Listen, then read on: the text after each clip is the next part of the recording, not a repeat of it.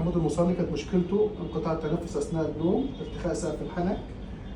احنا بعد شهر من العمليه، بعد ما عملنا عمليه رفع سقف الحنك، وكان في سعال وكحه مزمنه بقالها سنين معاه، خد كل الادويه، اتعرض صدر ما كانش فيه اي استجابه، وكان في انحراف في حاجز الانف.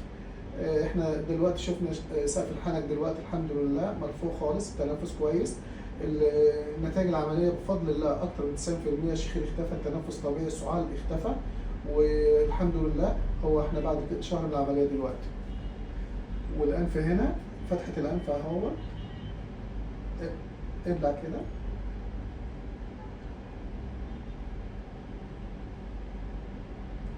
دراعه من جوه اهو، ابلع ريقك، الدنيا مفتوحه، تنفس، مجرى التنفس.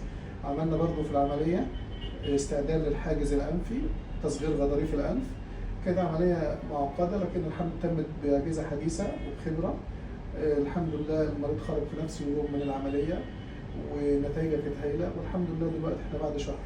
وانت رايك ايه يا حمود بقى في الاعراض اللي كانت عندك بالنسبه للتنفس والشخير والسعال الشديد ده؟ الحمد لله احسن من الاول. بنسبه قد ايه مثلا احسن الاول؟ 100%. ما شاء الله ما شاء الله. 95. يعني ما عادش بقى الكحه اللي كانت مزهقاك بقى لها سنين دي؟ مع شويه.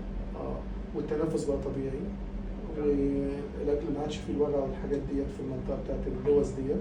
الحمد لله. راضي عن العمليه؟ راضي عن العمليه؟ ايوه. مبسوط؟ الحمد لله. تقول للناس في اليمن عندكم ايه؟ تمام. واحنا ايه يعني؟ انتوا عندك دكتور. يقول الدكتور ولا مش الدكتور؟ انت افضل دكتور.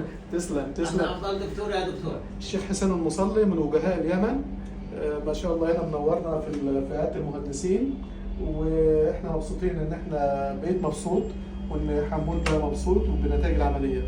وتحياتي لاهل اليمن الطيبين الكرام. انت النور كله يا دكتور.